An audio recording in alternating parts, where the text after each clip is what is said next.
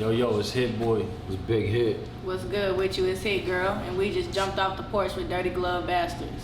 I'm from the Sunshine State, the bitty of roses, full of gangsters, hoes in the stickiest doja. Niggas throwing them both.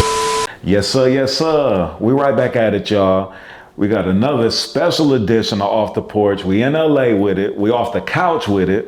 We got Hit Boy, Big Hit, and HitgirlLENA jumping off the porch with us today. What's up with it? Man, coolin', man. Glad to be making this happen. You know what I mean? Yeah. So, nah, for sure, man. Hit, like you know what I'm saying? Like we was chopping it up in the DM, you know, trying to put this together, trying to figure out if we could maybe do it in Atlanta.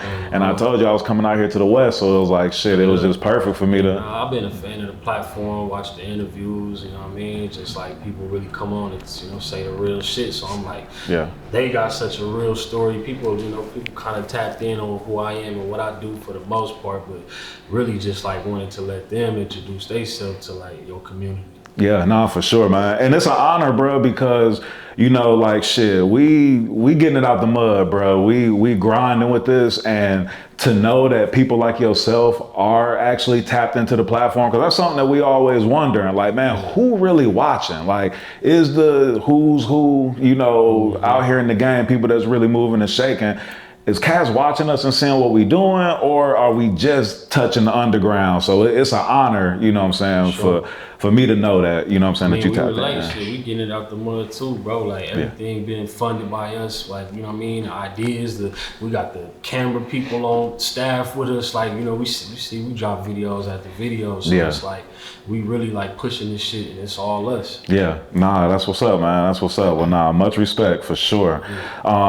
So Pasadena, California, that's where you from. That's where everybody from. Nah, exactly. So that's the thing. That's why I wanted to come on here. Because, so I spent 13 years in Pasadena from the time I was born until I was 13. Then I moved to the IE, which was a good thing because all my homies, literally the closest ones to me from first grade on up, either got locked up, you know, niggas is dead, literally, like, you know, people say that shit, but it's like really true. Like, so me going to the IE, I was able to just be out the way, and that's why I was able to just like tap in and really get this music shit cracking, you know what I mean? And Pops was gone, so I really was raising myself as a man. You know, I had a lot of help from my uncles, my peoples around, my mom. She did a great job just keeping me, you know, out the way. But yeah, you know what I mean? That's how it worked out. But as far as her, you want to tell her where you from? Yeah, Lena, like break it down for us. Winston-Salem, North Carolina. Okay, word. That's what's up. I just moved down here last year in November, so I've been down there my whole life. Okay. So you down below the Mason-Dixie line, just like us, you know what I'm saying? Yeah, I'm from the country. My dad been locked up my whole life. Word. So what was it like for you coming up in North Carolina and knowing that you got family like out on the West Coast? What was that dynamic like?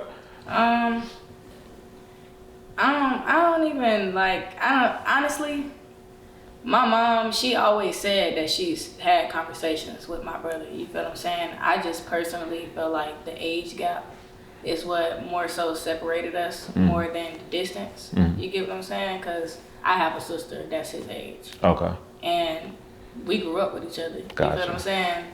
And we not that close. And it's more so because age gap. You feel what I'm saying? It clashes. But I mean, I didn't really feel no type of way about it, because at the end of the day, this still my brother. Yeah. You feel what I'm saying? And was it something where you knew your whole life that you had a brother, y'all just weren't? I always knew he was my brother. Okay. I just had like never lived down here, because my mom is from North Carolina. Got you. So I got an interesting situation where I got a brother from my pops, and I just met them not even 10 years, like 8 years ago, something like that.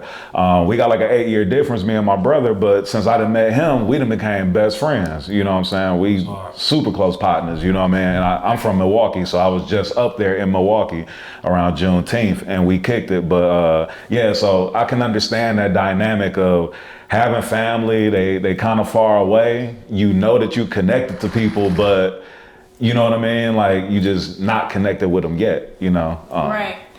So when did you guys actually establish your relationship?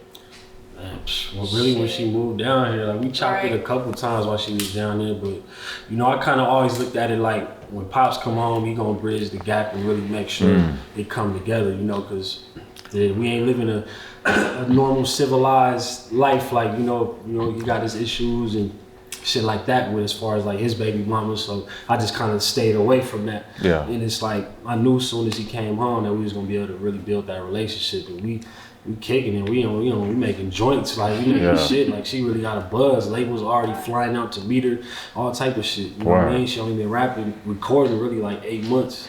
Seriously. Word. And Hitgirl, what was your come up like? What was it like for you growing up in Winston-Salem? I wasn't poor.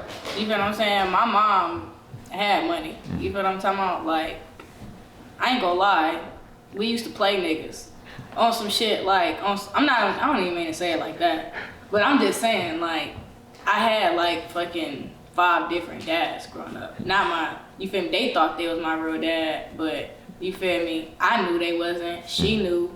She always made sure I knew who my dad was. You feel what I'm saying? But I played the part. You feel what I'm saying? So we can get what the fuck we need to live. Nigga. Yeah. You feel me? Like, and it's not like we was living bad. It was just we wanted more. Yeah. So you saw the finesse from an early age. Yeah. Word. And like she the one that kind of like, so like me having my mom in my life, she like safeguarded me from like going into that street life, and used to always beat it into my head like, you don't want to be going to prison like your dad and this and that, you know what I mean? So the shit that I probably would have been doing while he was on the inside making his moves, I probably would have been doing it for him. She was actually making certain moves. I don't know if y'all want to speak on that, but this shit is real. I mean, it was just, I ain't gonna lie, like, as soon as I got around the preteen age, you feel what I'm saying? My grandma, she passed in 2017, Mary Smith, rest in peace. But that's really where I started like going overboard. You feel what I'm saying? A lot of anger. I misplaced anger. You feel what I'm saying? I used to beat bitches up for no reason. Like I was a minor with 13 assault charges. You feel me? So shit, I don't know. So at what age would you say you jumped off the porch? Because that's what it sounded like, you was jumping off the porch at that time. I'll say what age I jumped off the porch, I'll say 13. That's the first time I really was like outside. You feel me? Like where I just stopped giving a fuck about what anybody said. Yeah. I didn't give a fuck if it was my mama, feel me, my auntie, uncle, dad. I didn't give a fuck. I was outside. Was it like your way to cope with what you were dealing with, or was it something where you were trying to get attention, and these were like the things you were doing was ways that you could get attention? I'll say, cause I mean, my mom been a nurse. She was a nurse. You feel what I'm saying, for like so many years. So it was like when I went, how can I say it? Like when I woke up to bacon and eggs. You feel what I'm saying? Went to school, but I knew my mom was in her room asleep. You feel what I'm saying? Went to school, came back home. She not there, but I know when I go to sleep, she come back home. So it was like, you feel what I'm saying? Yeah. So I could say it was kind of attention, and more so, cause I mean I was a kid too. You feel what I'm saying? One feeling for my dad. You feel what I'm saying? Like any type of relationship that I can have with him, because him and my mom used to just always, like, anytime I even try to have a conversation with him, like, it would just be like, you feel what I'm saying? Like, I wouldn't even really be able to have a real conversation, but when I did start having real conversations, you feel me? When I was around 13, 14, it was real. Yeah. You feel what I'm saying? Like, I really seen what the fuck was going on behind them walls, and shit. We did what we do. Wow, yeah, nah, you got is moving for survival to a certain extent. You know what I mean? Big Hit, you being gone away, you know, for the time period you were gone. How did it feel coming home and, you know, first linking with Hit and seeing, you know, your son and how talented he is and what he's been doing, but then also being able to link with your daughter and seeing that everybody shares like this love and this passion for music and being creative. Man, it's a dream come true, basically, you know. I already knew he had it in him at a young age. You know what I'm saying? I used to write for him and shoot him raps and shit, and he just had it on. It's like the same thing with her, shooting her raps. I had to bring it up out of her. And, you know, I always kept that connection. That was probably our link, you know what I'm saying, to our bond or whatever. Yeah. And I always had love and shit, hitting licks in prison, sending little money that I could. If I wasn't on restriction, I called, you know, but most of the time I stayed on restriction, visiting and phone restriction. So my communication was limited. Yeah. You know what I'm saying? But I always shot letters, shot songs, and then when we did connect, that's really what we connected on. Wow. You know what I'm saying? And, you know, like she, like, you know what I'm saying? He missed everything. Like I say, his mom shaded him, you know what I'm saying, in a certain way, which was cool. But her mother was different, you know what I'm saying? We always clashed and shit. And we didn't see eye to eye, but, and that kind of, you know, through her, she jumped off the porch, and like me, I ran away from home at a young age, 11, 12 years old. And the streets was there for me, and just like her. You know, she experienced a lot of shit in the streets, and I had to really get at her and talk to her, but we bonded to the point where I had her doing shit for me on the streets, you know what I'm saying? And, you know, really getting to the back. I couldn't trust nobody. Niggas was running off with all kind of shit and doing things, and I had to trust her to do things for me. Yeah. You know, whether it's go get 10, 20 bands and send it over here, do this and that shit, you know what I'm saying? She went up in the spot and got shit out the house before the police hit the house type shit, where I couldn't even call nobody. You know, just forced, and then her mama get on her head, get on me, want to call the police on me and all kind of shit. Like, you got my daughter out here doing rude, but shit is what it is. The love is there. Right. You know what I'm saying? I couldn't really trust nobody, but yeah, at the same time, it just came natural. You know, when I first got out, she did a song at 3 or 4 years old. She already, I knew she had it on, just like C3. You know what I'm saying? He got it on, it's in the blood. Yeah. And was music something that you were into at an early age as well? Well, not really. I was into music, like listening to music, all that breakdancing and pop locking and shit. You know what I'm saying? I was doing all that Uncle Jam's Army era, you know what I'm saying? But yeah, I wasn't never trying to be no artist or nothing. I just tapped into that, like being isolated. You know, just tripping off the niggas in prison. That was really battling New York niggas and Philly niggas in North Carolina, and I just hopped in, and you know what I'm saying, they gave me my respect. Yeah. You know what I'm saying? I found out, you know, I did have a talent. Word. And can you speak to like your childhood and you growing up? Cause I heard like in one of your raps, man, you said that like you seen your pops pistol whip somebody at 6 years old or 9 years old. I think. My pops, he didn't hide nothing. You know what I'm saying? He was a cold killer, trained killer by the government. Shit. You know what I'm saying? He was in the Marines and shit. He was a real tunnel rat, where he's going in Vietnam and shit and dug bodies up, dug holes in the ground, and wait niggas walk past him, he slit their throat and pull him in the ground and shit, you know what I'm saying? And wait for another one to come by, fill up the hole and go dig another hole, getting closer to the camp to, you know, to basically free the captives, you know what I'm saying, the captive shit that they you know, got locked up and shit. And you know, he was really trained, you know what I'm saying? And like I say, I know all his tactics. I played with his guns at 5 years old. I'm sipping with him. I'm smoking weed with him. Yeah. You know what I'm saying? Which was probably fucked up. You know what I'm saying? But to him, he didn't have his dad. So you know what I'm saying? He was an orphan. You know, he had to get it how he lived. You know what I'm saying? And he tell me stories of how they done went and robbed niggas, him and his brother and shit, and they just literally just, you know, hey, knock me out. They go rob a nigga. He knock me out. He knock out, and the police come, and he be a witness right along with the dude that they robbed. Yeah. Type shit. They got this boss gang, you know, and he didn't really hide nothing from me, from hitting women right in front of me to, you know what I'm saying, like it was no reservation. So I grew up kind of like ahead of my time. Yeah, you was almost born into it, into the lifestyle, would you say? Or like, did you jump off the porch super early? Yeah, I mean, yeah, he shielded me as far as like the streets. He didn't just push me to the streets. I was spoiled rotten. I was like the little white kid, you know what I'm saying, cussing teachers out, cussing my mom out, all kind of shit. You know, my mom's Jehovah's Witness, so she kept me into Bible studies and all that shit.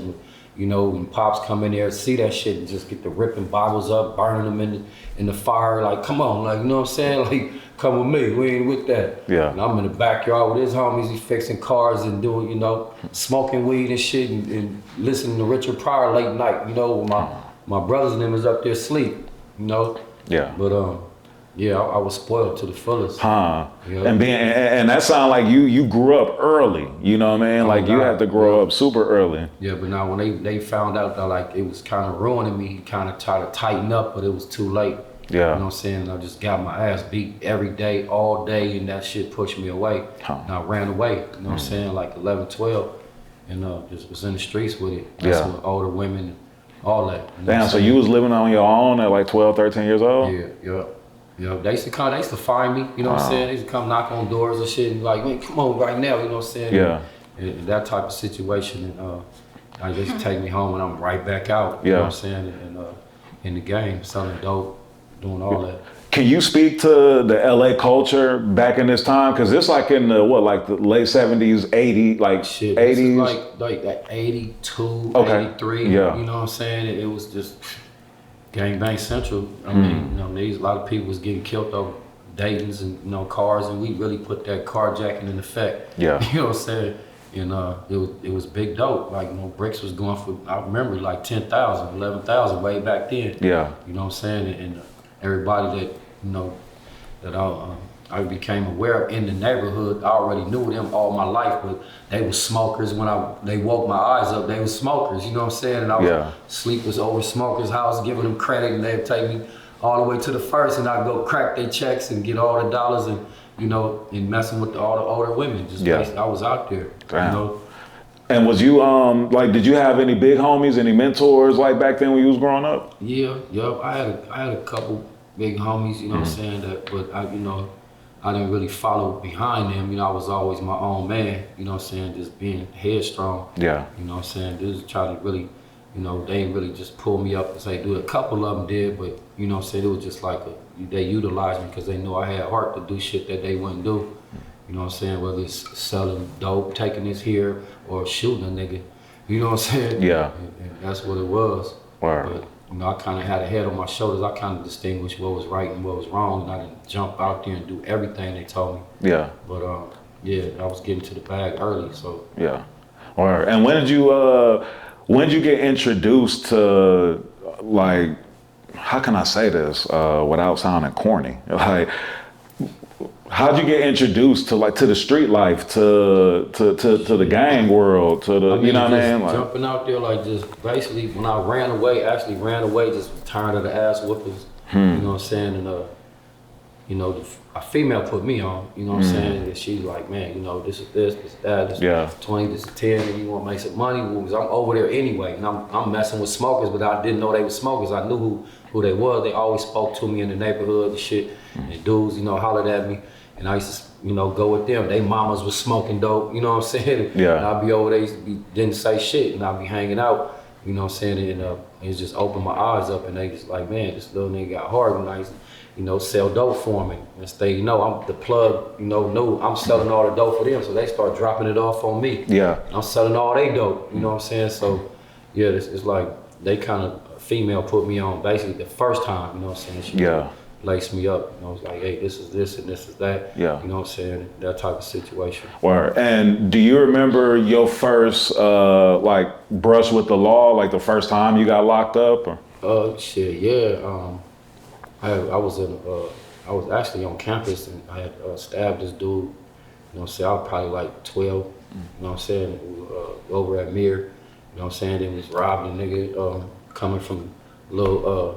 coming from the burger stand down on Fair Oaks, and you know what I'm saying? And we just out there doing crazy shit, dumb shit, you know what I'm saying? Shooting the lights out, you know, with the gun and, you know, shit like that. Just throwing, dudes coming down the street, throwing rocks at them, and you know what I'm saying? And police just pulling up. Dudes just calling the police on me all the time, just, you know. Word. Now, Hit Boy, was it a situation when you were growing up, like, were you ever hearing stories about your pops, like hearing, you know what I'm saying, like different things about like what your pops was doing in the neighborhood and, you know what I mean, things like that? I mean, that's why I said, like, my mom beat it into my head, like she told me the real, you know what I mean, just about, you know, how he was moving, you know what I mean? I also knew that he was respected too, though, you know what I mean? Like, I just knew, like, it was this whole legend about my pops, like, just like how he was one of them dudes in Pasadena, you know what I mean? So I always had that kind of picture and that respect for him. But yeah, it just was kind of like my mom just like, nah, you need to go a different route. Like she said it all the time type shit. Yeah. Word. And I mean, it's dope though that, you know, you didn't grow like an anger or like a spite, you know what I'm saying? Like towards your pops, and that y'all able to have this relationship and be doing what y'all doing. Cause a lot of times, you know, especially when it's these types of circumstances, like when, you know, going back and forth to jail and all that, a lot of times like that ruins the relationships like with the kids, you know what I mean? Cause the kids don't never understand. They just like, why ain't you here? You know what I'm saying? So they don't understand. I'm taking chances to make sure that y'all are good, or I'm, you know what I mean, just doing what I gotta do. You know what I mean? For sure. Yeah. When did you find your love for music and like really start, you know, getting into it? Man, so it was like, I had this like best of both worlds situation. Like with my dad, he was always in prison, but my uncle, my mom's brother, he was in a group that was popping back in the day called Troop. So me and my mom used to live with my uncle when they was at their like height. So I seen that whole lifestyle, like having cribs, cars, girls, throwing parties, fucking being on stage performing, getting fly. Like I just got to see that shit. So I'm literally seeing the highest of the high and then the lowest of the low at the same time. That's why it's like people always be like, man, you so humble, like, you know, type shit. But it's like I didn't seen it all, been through it all, lived up, down, you know what I mean? So it's like I just remain balanced at all times type shit because of the situation. Yeah, word. And seeing all of that firsthand, did you know that you wanted to be on the performance side of doing music? Like, did you start out as a rapper or did you start out as a producer? Sure. I mean, when I was a kid, I used to be trying to make my own troupe, like get my cousins and my homies trying to like dance and all type of shit, you know what I mean? But when I really started taking it serious was I was like 13. I just like seen all them little niggas that was going crazy, Bow Wow, Romeo. I'm like, man, I need a piece of this shit. I need to be a part of this. So I just literally picked up a pen and some paper and started just jotting down shit, you know what I mean? And told my pops I wanted to fuck with the music. He started sending me raps and just like I would be recording the shit that he would send me. I wouldn't have no cadence to it, but I would be reading what he's saying and trying to make my own flows and shit. Then I just developed into fully just writing all my own shit and Damn, that's crazy. And at what point did you start producing? Was it a situation where you didn't have somebody to make the beats for you, so you was just like, I gotta make my own beats? I actually did. I was in a group that my pops actually named. It was called Front Runners back in the day, me and this other dude, and he made all the beats. He had the whole setup right in his room with the Acid Pro. He had Fruity Loops. He had the CD printer, the empty CDs, like where you could do the whole rollout from his room, you know what I mean? And I just started fucking with it at his crib one day on some just literally fucking around, playing around. I'm like, this shit actually fun. Yeah. So I remember I had my grandma, Clayton, rest in peace, my dad's mom, and she ended up giving me a computer, a desktop with a screen to it, and I just started getting sounds from different people. I was like about 16 at this time. So that's where it started. Word. And at what point did you know that like you were actually good enough to really pursue it and it not just be for fun and it not just be the hobby? I mean, honestly, bro, as far as I just knew I was gonna make it in music. You know what I mean? I don't really even look at it as a separate thing from my artistry to my production. It's like that's me being an artist too, even when I'm producing. True that. I just like I fuck with the whole situation. If I could make a verse that, you know, impress somebody, if I could make a beat, whatever it is, I'm just trying to like make some shit that's dope. Yeah. Word. No, I can dig it. Hit Girl. What inspired you to start making music? My dad, honestly, because I mean, I always knew what my brother had going on with music, but like, my dad been telling me for years that I need to stop wasting my talent. You feel me? I needed to start writing music, and I always used to be like, oh, I don't know how to write music. Now you say that. I don't know how to write, but I used to write poems and books. So he was like, just write. That's all you gotta do is write. You feel me? But I wasn't fucking with it. Yeah. You feel me? Until like maybe 2021, I had did some little shit, and I had wrote a song about it. I had wrote a story time about some little shit I had did back in the city. You remember the verse? I actually recorded it on God. It's called True Story. You remember? When it was like, I ain't gonna say Rap you feel me? some I of just that say Rap some of that shit. You know? Bruh. Big bang, big bang, big bang. Trying to make it out the city, so you know I got a blank. Had to leave my favorite nigga, I might sip up on his drink. Got right back with his brother, man, that shit right there a prank. This nigga name was Fred, but I heard it call him Frank. Man, I really don't remember. Hold on, bitch, I gotta think. To be real, bitch, nigga could've really been a flake. On his ass down bad, man, that shit'll get your snake. Cool ass young bitch, hanging with straight feelings. I got web in the cut, ready to cut a nigga melon. Pull up to the telly, trying to get this fucking money. If this nigga pull up, he a motherfucking dummy. My nigga off them beans, but I made the wrong move. They really stand on shit and they pulling out them tools. This nigga down the street, so they get the shit in motion. Security guy watching, I don't need no damn commotion. He put it with the rat, said what up and I got in. I'm ready for this money, so you know I'm tapping in. I'm looking good as fuck, the nigga said that I'm a 10. I told the bus right, then again and now we in. I hit my steppers up, testing where the fuck you at. You know they off them shits, I really hope they don't let them niggas know the time and where we at, man, I'm a spaz. I test some niggas, bitch, like come on, you bring y'all ass. We hopping out the whip and they ain't let a thing pass. He lied the door behind us, so we gotta take the keys. I look and turn my head to see my niggas in the breeze. My niggas really creeping, so little bitch, you better freeze. This nigga look behind us and he try to hit the jets. I threw his fucking keys and it gated off plex. My niggas running down with the nigga in the head. They like, bitch, run me all your motherfucking bread. He said it's in the cost, we know it's a done deal. This nigga really leaking, we know shit is getting real. My nigga say he run real fast for a fat nigga, bitch, making me the fucking blitz so I can end this shit quick. Boss. Hey. Hey, talking that shit. That was my little first song I ever wrote. Word. And it's crazy because I wrote that shit maybe like 2 days after the shit happened. Yeah. You feel me? And I was just feeling it. Like, I just heard the beat on YouTube because I'm like, fuck it. I had just got off the phone with my dad. I was in BP. He was like, man, you need to goddamn start writing. I'm finna get out. You feel what I'm saying? And it's crazy because this nigga used to claim he go get out every 90 days. All my life. Every 90 days he said he was getting out. So it was like, he told me that. I'm like, all right, boom. I go on YouTube. Like, I'm on there for about an hour. Yeah. You feel what I'm saying? Find this fire beat. Yeah. I think that's called manifestation.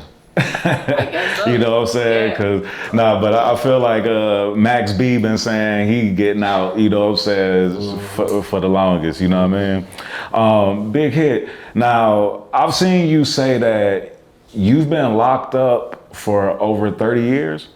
About 30 altogether. Like a bunch of like skit bids or whatever? Yeah, I did 15 in the feds. Okay. And got out, stayed out like 4 months, went back, did like 3, got out, stayed out probably 2 months, went right back for 3. Yeah. Got out, stayed out probably, another 2 months and did 9 years. Yeah. And here I am right now. So Word. I've been out like a year. Okay. Word. Nah, that's what's up. And now, so you did 9 years in the hole? Well, on the 15 in the feds, yeah. I didn't do it straight. I did like stints, like 18 months here, 18 months there, and then the last joint I did like 4.5 years. You know what I'm saying? So all together like 9 years. I stayed in the hole, in the shoe. Yeah. Word. And during this time that you have been incarcerated, at what point like were you able to take accountability for like some of the things you may have done, or you know what I mean, or some of the things that may have put you in the position to be where you at? I say it like that. Shit, man. There was really no rehabilitation for me. I was a fuck up. I was fucking up through the whole. I was rebellious. Yeah. You know what I'm saying? And the jail didn't do nothing but make me a better criminal. You know what I'm saying? And I thought I was a better criminal, you know what I'm saying? And everybody got in their own head, like, right. I'm gonna do this and that, do some different shit. Yeah. Better than the last, but at the same time, it was like me being isolated. I didn't do no programs in there. I didn't go to work. I didn't go to school. You know what I'm saying? I was just caught up in the prison politics. Gotcha. You know what I'm saying? Bullshit, whether it was bringing dope into prison or, hitting licks and doing all kind of shit. Yeah. Getting locked up, you know what I'm saying? And, that's basically just was I guess, was why I went right back. You know what I'm saying? Gotcha. Never get no halfway houses and always maxed out you know what I'm saying, or whatever. Yeah. And I got out early because I beat my cases. That's why she said, oh, every 90 days, because I'm always in the courts. That's what I did do. I stayed, when I had a chance, I stayed in the law library, you know what I'm saying, reading up on shit, you know, filing motions and shit myself and with lawyers. Yeah. You know what I'm saying, if I could get a lawyer. But, you know, I used to be always had that faith, like, nigga, they got the judge finna grant my shit. They got 90 days to, you know, and that's what I used to tell both of them, like, hey, nigga, I'm getting out at 90 days when the judge, because I know they violated my rights. Right. But, you know, I finally got action like years down the line, you know what I'm saying, which I already knew from reading the books that they violated my rights. Yeah. And I know it had to be a huge inspiration to come back home and stay home. I mean, with your son having 3 Grammys and just so much motion, you know what I'm saying? Like in the game, your kids getting older and everything, wanting to be there to, you know, have those experiences with them and everything. Yeah. I mean, look, the first times I got out, you know what I'm saying, it was like 1 foot in, 1 foot out. This music wasn't no reality. Yeah. You know what I'm saying? You know, he was booming and shit, but we really wasn't seeing no chili, and I was just in my mind, you know what I'm saying? I know how to get to it on my own. I don't like asking nobody for nothing. I had a route to go get it, you know what I'm saying, at any given time. Yeah. You know what I'm saying? And I was always a go-getter. Yeah. And I had 1 foot in, 1 foot out the game, but now just like, fuck it, I just gave up, man. I was tired, you know what I'm saying? Just all the pressure and, you know, basically the corrupt system. Yeah. You know what I'm saying? Knowing like I didn't want to do this shit. I didn't want to come back to this shit no more.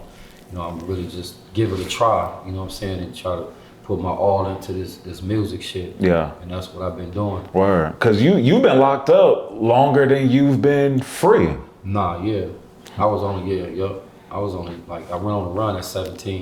You know what I'm saying? I was already getting it. Yeah. You know, having bricks, have big dough. Yeah. So the feds was already on me.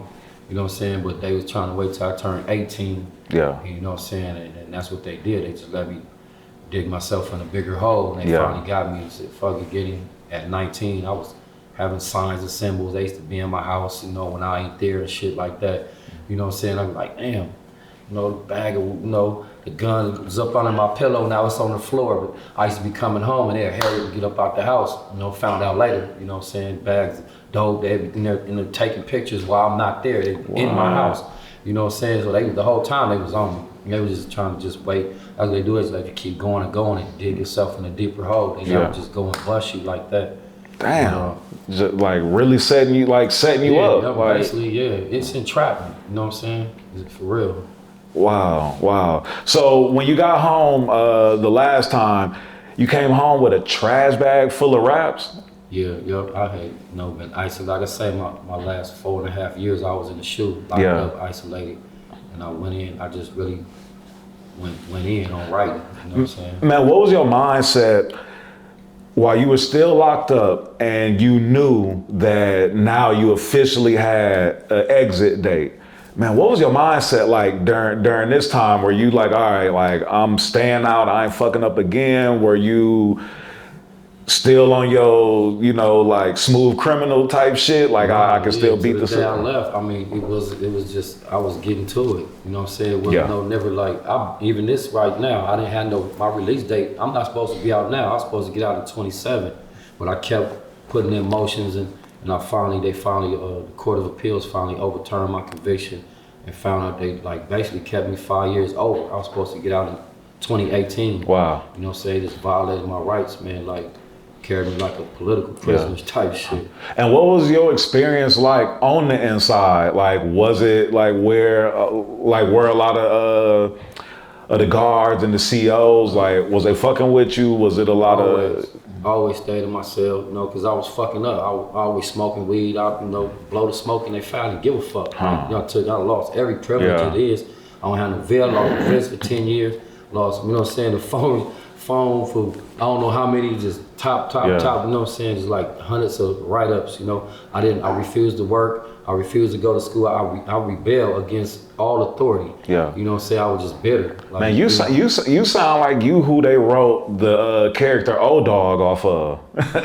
You know what I'm saying? Just that young cat just don't give a fuck. You know what I mean? Like Menace to Society, O-Dog, like just don't give a fuck. You know what I mean? So then also in jail, you got jumped Like like I mean, by the guards? Times, but, okay, I read somewhere where it said like you almost died in there. No, that was in the county jail, but you know, I done been jumped by the police a lot of times, you know what I'm saying? Because I'm always talking shit, throwing shit on the police, and then coming there and beat my ass. But yeah, with that time when they did kill me, I was in the county jail. You know what I'm saying? Basically just had me, I was just tired, you know what I'm saying? Just standing up, sleep for days, because it take you like a week to even get a bed. And they just put you in these cells, this cell to this cell, to hold a tank to this holding tank, you know what I'm saying? And I just got burnt out, tired, man. Like, fuck that, I need a bed. You know what I'm saying? So, you know, up in the county jail back then, they had your fucking nose on the wall, big ass cornfield white boys like on swole, and they was punking niggas, like literally, you know, and I took off on them, and you know, they ended up beating my ass and, you know, getting me down in the basement and just like having their way with me. Damn. You know what I'm saying? Knocking me out, waking me up, knocking me out, and broke my ribs, collapsed my lungs, and the doctor told me, like, basically y'all flatline, and that's dead. You know what I'm saying? Like, literally put the sheet over me like, this nigga's out of here. But he walked away and heard the beeping, came back like, damn, got to doing all whatever he did, resuscitate me. And I woke up with a tube down my throat. You know, like, damn, you made it. You came back out the coma or whatever. Like, you flatline. But if you want to make it up out of here alive, you don't remember nothing. You know what I'm saying? This is a little short white doctor, like, and you know, I imagine that he's seen this shit happen before. He's like, man, you remember what I said? And he went and got the police and they came back in. Yeah, you remember? I'm like, nah. Yeah. You know, and they finally took me out the medical center, took me back to the county jail, and I bailed out. You know what I'm saying? You know, I got the grievances and all that shit, all the police's name, but just the lawyers didn't nobody want to fuck with their lawsuit, you know what I'm saying? But all the police ended up getting convicted, Lee Baca, all them, you know, in the county jail. Yeah. But and what was it like in terms of like the health system in jail? Because I saw that you caught COVID a couple times while you was in there. I got COVID 3 times. It's just like, it's filthy in there, man. Just the fucking, you know, you sleeping on rust, you eating on rust, and like, they don't give you nothing to clean up with type shit. You know what I'm saying? You 1 bar of soap, that's it, and I'm on restriction. You can have all the money in the world, you can't buy shit, so I'm getting dope, twisting the dope to giving niggas double ups and triple ups for food and soap and shit like that. But at the same time, the showers was dirty as fuck, and I started going to the shower, just bird bathing in the cell, because I caught COVID in the shower. You know what I'm saying? The first time, you know. Well, actually, the first time I thought they gave it to me because I wasn't sick until they tested me. You know what I'm saying? They put the shit in my nose and it felt wet. I'm like, what the fuck? You know, they know I'm sick. And they, you know, everybody in that motherfucker sick. They put me isolated. Got to stay here 14 days in it's filthy ass, you know what I'm saying, another area that's super filthy, and they put you right back out there around everybody that's sick, so everybody stays sick up in there. Yeah. You know, just rotated. Damn, they don't give a fuck about nobody in there. That shit is really to break you down, like for real. That shit crazy. So here, boy, I know that you, I don't want to say you got your start, but I want to say, I guess like, you started really getting motion, like when you started, or you started really getting motion with the production when you started working with Polow Da Don, right? Right. It was on 4. Yeah, I was able to move to Atlanta. Crazy. I mean, shit, I moved down there like the day before my 20th birthday and shit. And he just had the ultimate player situation. Like, he gave me and the homie Chasing Cash our own room to just record. He was bringing writers through, artists. Like, you know, Polow was that dude in like 06, 07. Oh yeah, for sure. I think Throw Some D's on it just came out around that time. I was there when Rich Boy was doing the final production on his album, his first album. Like, just seeing that process, that was my first time really seeing like, damn, Polow bringing in singers, he bringing in guitar players, pianists, all these people to just really make the album go to that level. And that was like one of the first times I ever seen a process like that on a high level, major release and shit. So being out there, man, it's just like a couple months in, I had a placement on J-Lo album, and that's really what cracked it off and just let my mind like, oh shit, like this shit really, that was my first major placement. It's like, okay, this is really gonna crack now.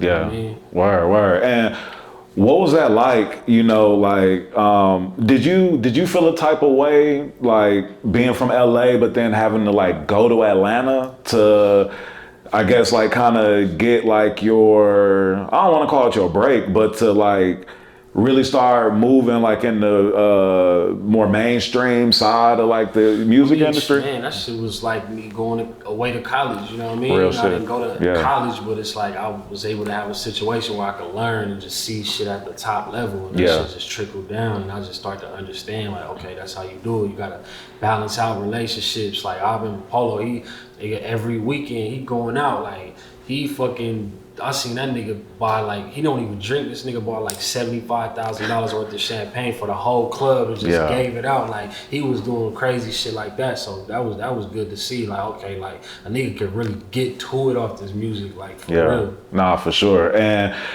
did Polow give you like any good advice, or was there any good like, you know, Man. Hell yeah. Leading by example. Plenty of advice. Like when I first met him, before we even signed me, like the nigga sent me a keyboard, a Roland Phantom, like just like, you know what I mean, really tapped in with me. But he just gave me just game on just like how this shit could go. Like he used to always tell me like, bro, for every 10 beats you make, you're gonna be able to get off at least one of them motherfuckers. So I always kept that in the back of my mind. That's why I make so many beats, cause I'm like, for every 10, you know what I mean, I'm gonna at least get a few off out this shit. You know what I mean? Nah, that's something that always stuck with me. Yeah, nah, for sure. And while you were down there in Atlanta during this time, did you see that Atlanta would eventually be what it is now, with now being the mecca of music and entertainment?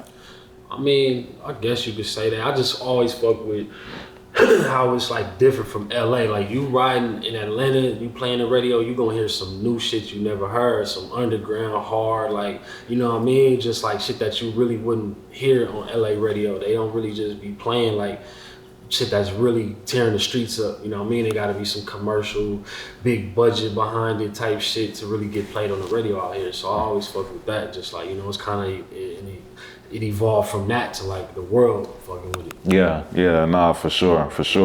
And then you went on to produce Drop the World by Lil Wayne and Eminem, which, I mean, two legendary artists. How did that even come about? You talk about manifest, and that's what's crazy is when me and my boy Chase made the beat together, and I was in my head thinking like, bro, I seen Lil Wayne say he wanted to work with Eminem, and I was like, dog, this is the beat, you know what I mean? And then the homie Chase linked in with KY, who was engineering for Wayne at the time, and he sent them the beat, and then Wayne ended up picking that shit and putting M on it. So I'm like, damn, that shit really like was a manifestation, like, you know what I mean? Yeah, nah, that's crazy. How did it feel, you know, like getting down there and starting to get these placements and being embraced by all these different artists? And there's different types of artists. You said the first placement was J-Lo, right. You know, you got Lil Wayne and M, you got,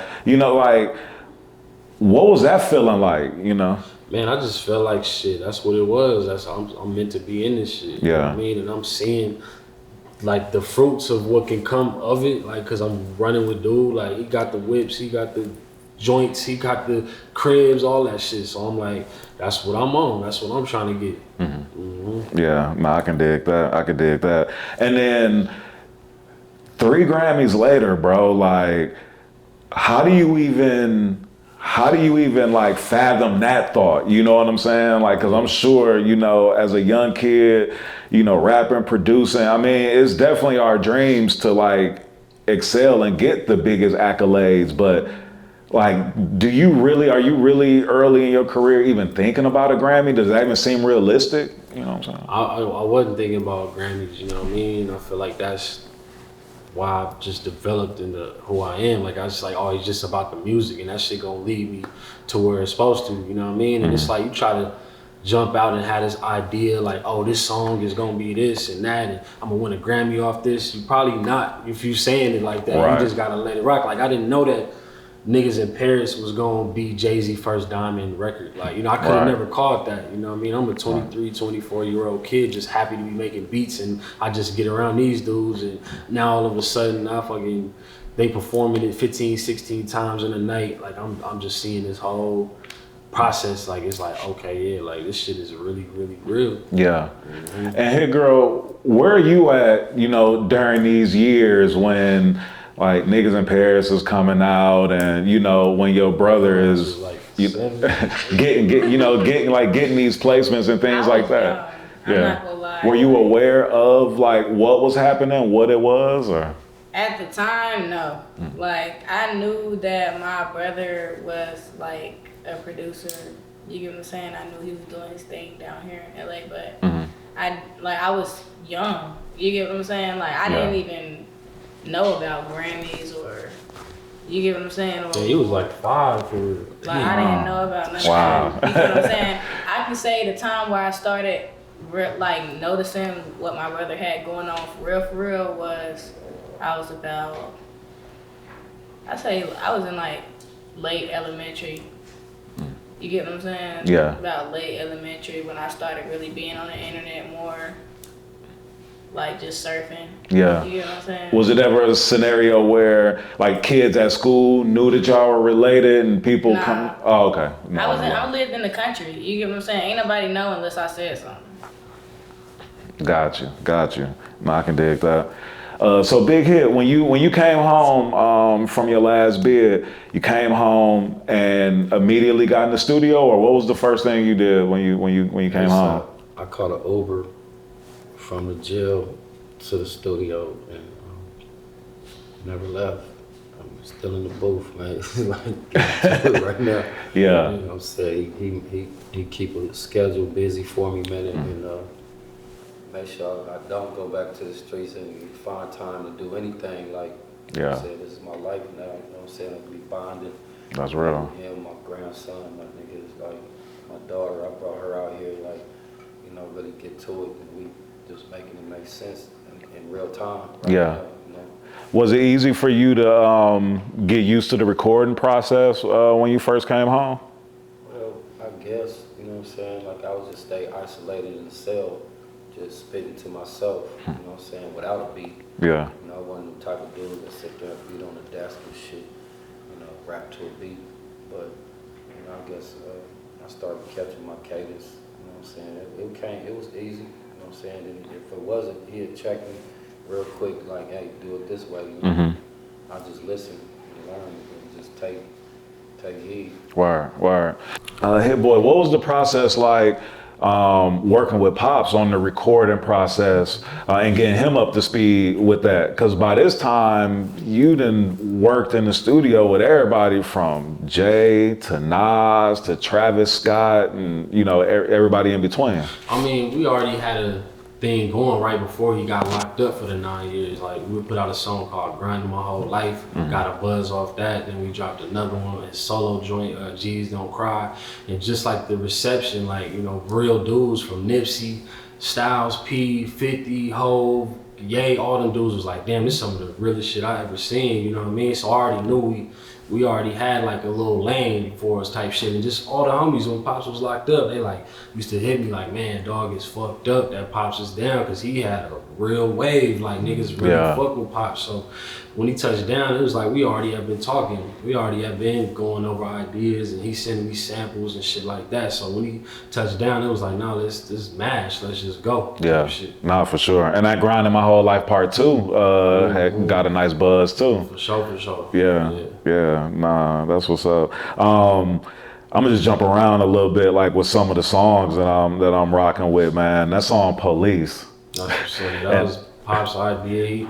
He came, he like, man, you think I should do this shit, or you think it's gonna be too controversial? I'm like, nah, that shit hard. Man, it was so dope. I mean, like both of y'all, like, you know, playing in the perspective or rapping from the perspective of being the police, but then showing like in the visual, like showing the police harassing white people, you know what I'm saying? Yeah, that was just a super dope element, super dope message with that too.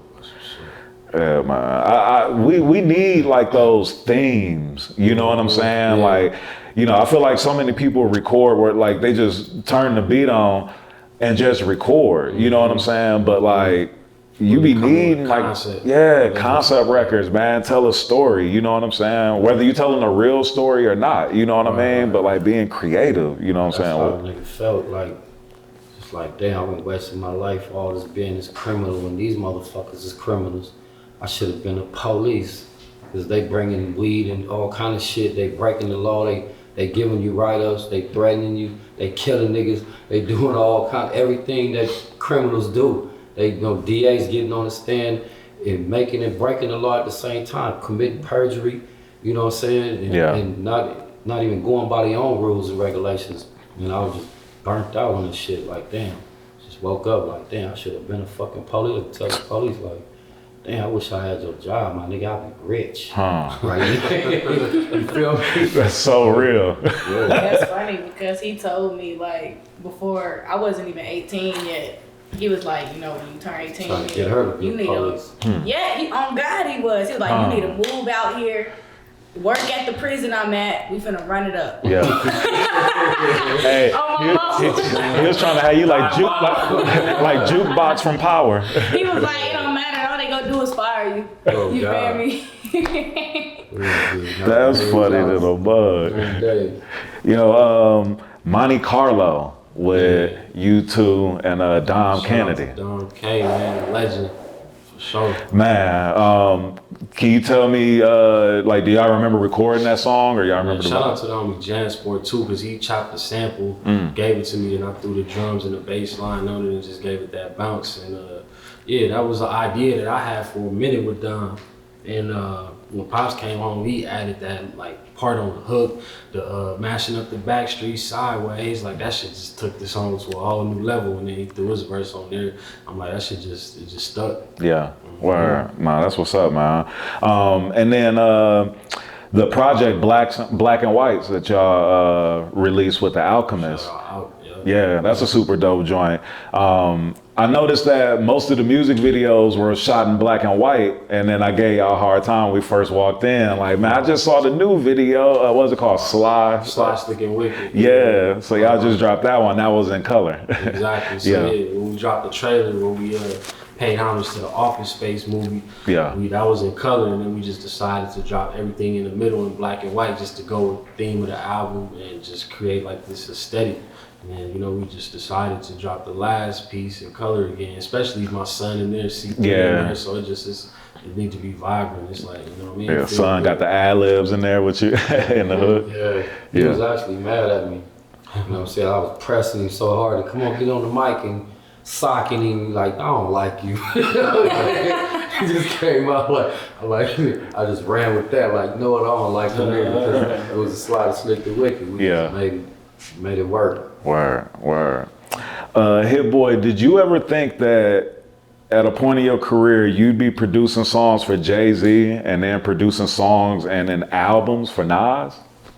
Man, I mean, I didn't really see it coming together like that. I really thought I would have probably been doing Jay-Z album, especially producing one of his biggest joints, you know what I mean? His most certified song. But that's just the way life be going, you know what I mean? I feel like I needed to get in there with Nas, just like on the knowledge levels. I got to learn so much watching him write verses and songs like day in and day out for 3 years straight. I just leveled up my musical ear, like my taste, like just everything just is elevated. You know what I mean? How did your relationship with Nas develop?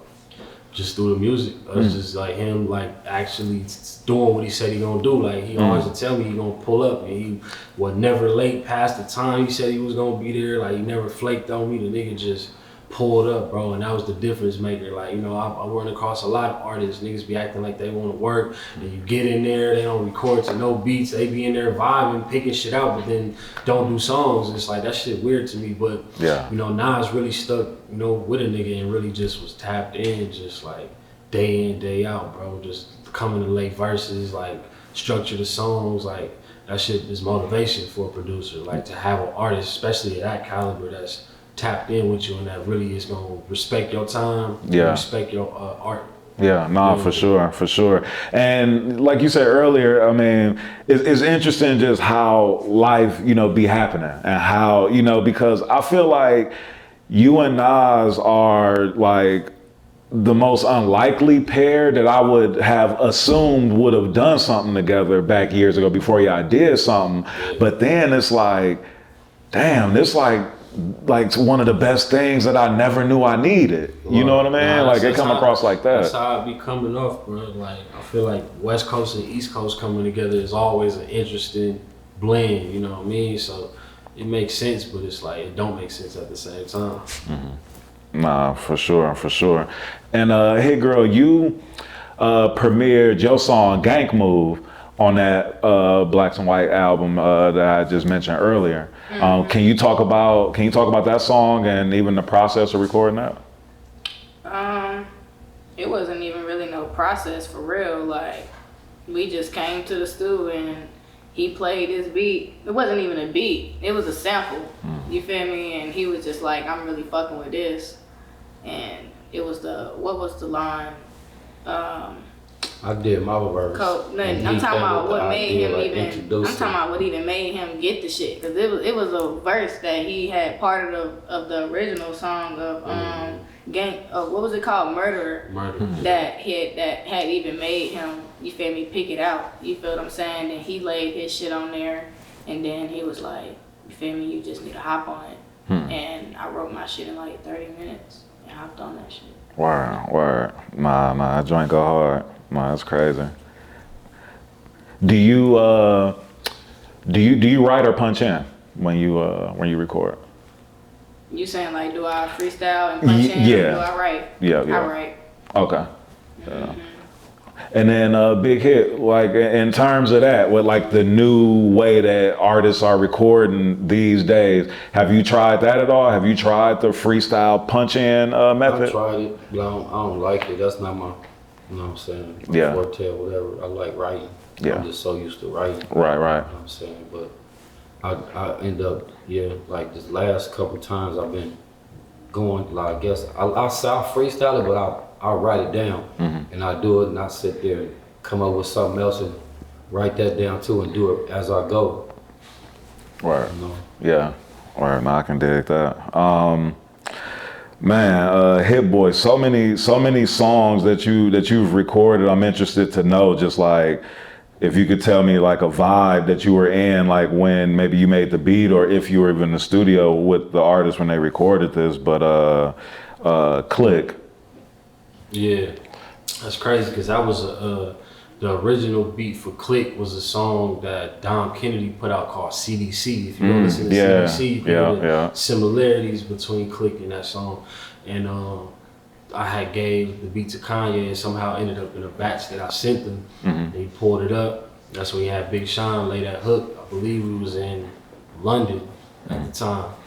Laid the hook and shit. Yeah, I mean, as a matter of fact, the second time I heard it after I just had heard Sean part was the song fully done. I was at a camp in the Hamptons, like 2013. I was working with 2012 actually. I was working with Beyonce, and Ye came out there.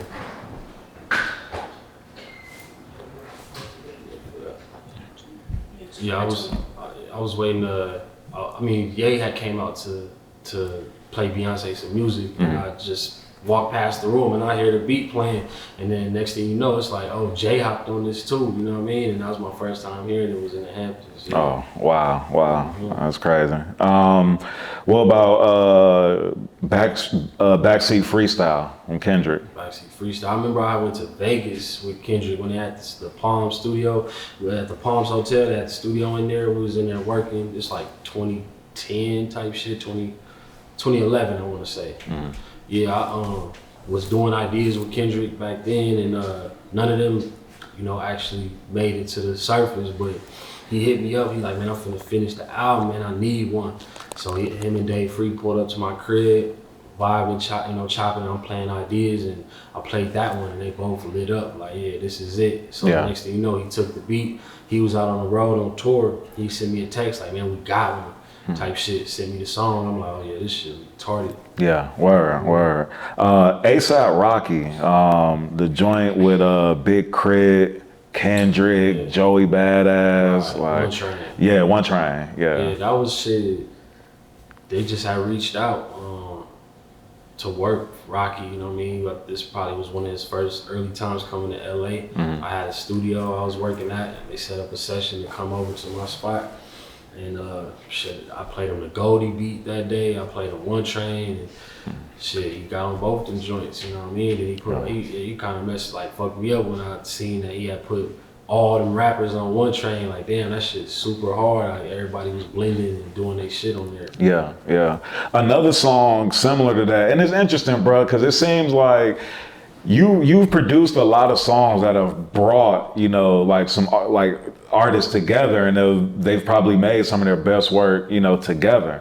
But that Friday Night Cypher, Big Sean, where he pulled in like a lot of the Detroit rappers. T Grizzly, Cash Doll was on it. I think Payroll Giovanni was on it. You know what I mean? James, it was Gank Move. Yeah, like yeah, no, that was just fun, man. I was already in the groove, working on Detroit too. I executive produced that with Sean, and shit, he was like, man, I'm about to bring all the Detroit niggas out here. Like they was all at my studio, all at Chalice, and we just kept, you know, T did his shit. Cash Doll, like it just kept going, like they just kept putting joints together. Yeah, word. And then you did a collab project. Well, and then you produced Benny the Butcher project. I just want our peoples to, you know, just even get the background so they can be, you know, looking it up. And then I know our fans, a lot of people, a lot of our followers are Dom Kennedy fans, so I know a lot of people know about the courtesy at $500,000. Exactly. Yeah.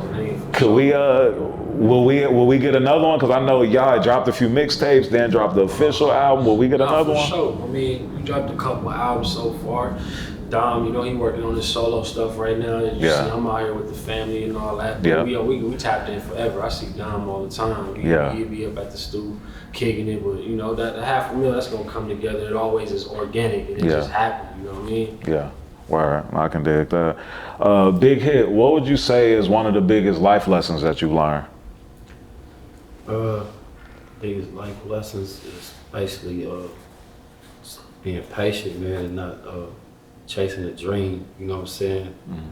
As far as like chasing that fast dough, you know what I'm saying? And taking advice, you know what I'm saying, from somebody that already been having a wave. Yeah. Like my son, you know what I'm saying? Like, we be clashing, but at the end of the day, I rethink what he telling me, and it's just be the truth. I'll be bucking, we want to get back out there to the block. Yeah. But, you know, reality of it is, I'd rather, you know what I'm saying, I've been enjoying, you know, the bond and the time I'm spending with them and my grandson, and just, you know what I'm saying, it's worth more than the bread, you know what I'm saying? Yeah.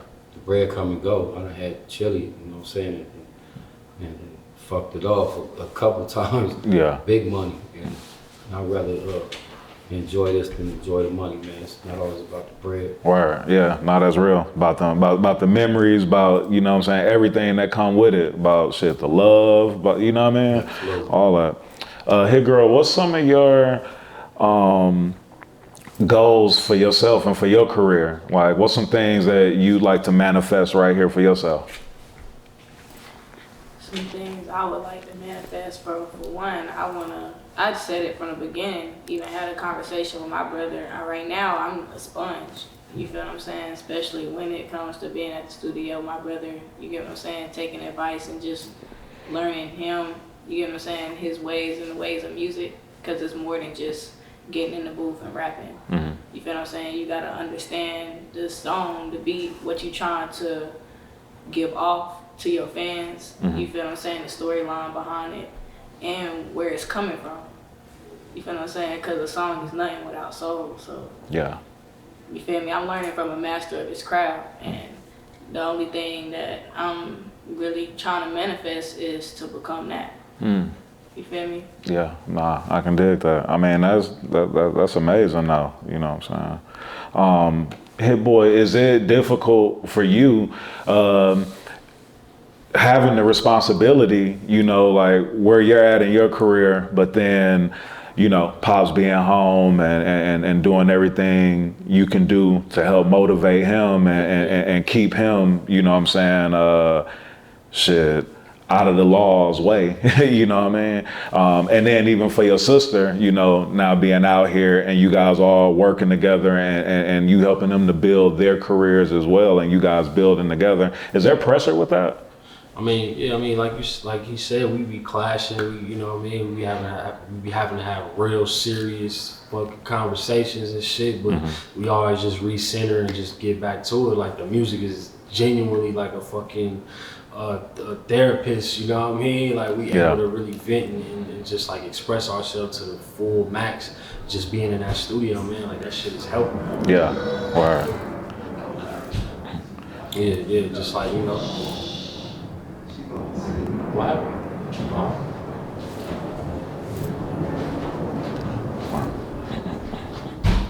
Yeah, though. Yeah. Word. What else you guys got coming up? Like, Hit Boy, what you got coming up next? Man, shit, I got an album with Alchemist. You know, we just did the one from our pops with me and him. Got a joint where we rapping on each other beats and shit like that. And we working on some dope shit behind the scenes to go along with the album. It's gonna be like bringing people into that world fully. Word. I can dig it. Hitgirl, what you got coming up? What you working on? Shit, I got a single, Cold Bitch, coming out. I just finished this EP with the bro Mars. You feel what I'm saying? My Shout out Mars. 1500. You feel what I'm saying? He dope as fuck, good dude. I got an album with my dad. You feel what I'm saying? I'm also working on my personal album as well. You feel And the what I'm saying? whole family album, all Right, four of us. family reunion album. Hitgirl and Big Hit. Like, I mean, So, we really we finna take it working. there. Word. That's what's up. That's what's up. With Bronny James just getting drafted by the Lakers, and y'all being a father-son duo, like I would like to know your guys' thoughts on that, because everybody got an opinion, you know, about I that. think it's hard, you know what I mean? It's like his pops is still putting up buckets, going crazy, tip-top shape, so it's like that's gonna be interesting and fun to watch, you know what I mean? And it's a dope thing. Yeah. Word. Big Hit, if you would you push for Hit Boy to be on your team? Man, hell yeah, always. That's yeah, I'm picking him for sure. Yes, sir. And Big Hit, before we get out of here, I want to ask you this too.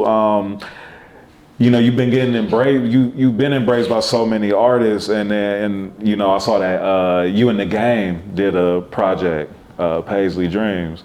What is it like just coming home, being embraced by so many people, you know, number one, just for, you know, being a real one. And then, you know, number two, just because of, you know, just the lineage and, you know, everything connected. Sure, I mean, it's like a dream come true, man. Basically, and then it's just a stamp, you know. Yeah. I didn't call none of them dudes in. They just pulled up, you know, and told him they want to work. Like, just originally was supposed to do one album, and like just, I mean, one song, and we did it so fast that it was like, fuck. We went to we just kept, one thing led to another, and just we looked up, we got an album in one night. Yeah. You know what I'm saying? Like, so it just was, it's a good feeling, man. Just knowing that, you know, they stamped it. You know what I'm saying? And made it official. Basically, like, I had what it take. You know what I'm saying? To stand up and compete with these dudes. So y'all got any shout outs that y'all want to give? Man, shout out to all the supporters, man. Like everybody that's been tapping in, showing love. Like it's a real ground up situation. Like ain't no big backing what's behind this. Like nobody coming with marketing ideas and shit. Like we just like real time. What y'all seeing is what y'all getting, and we just gonna keep elevating this shit. That part. Word. Hitgirl, you got any shout outs? Shit. Shout out to, you feel me, all my new fans, you feel me, to come fans, you feel me, everybody that supports Surf Club, you feel what I'm saying, everybody that supported me from the beginning, you feel what I'm saying, and yeah. Wow. Big Hit, got any shout outs before we get up out of here? Oh shit, yeah, man. Shout out to the fans, you know what I'm saying, that, you know, that shocked me and just really supported me, you know what I'm saying, and shout out to my niggas on lockdown.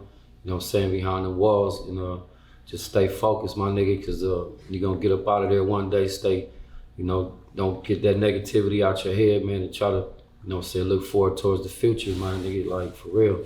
Because everybody got that day, man. I don't think it's never over with, just keep striving. Nah, real shit. Well, man, appreciate y'all.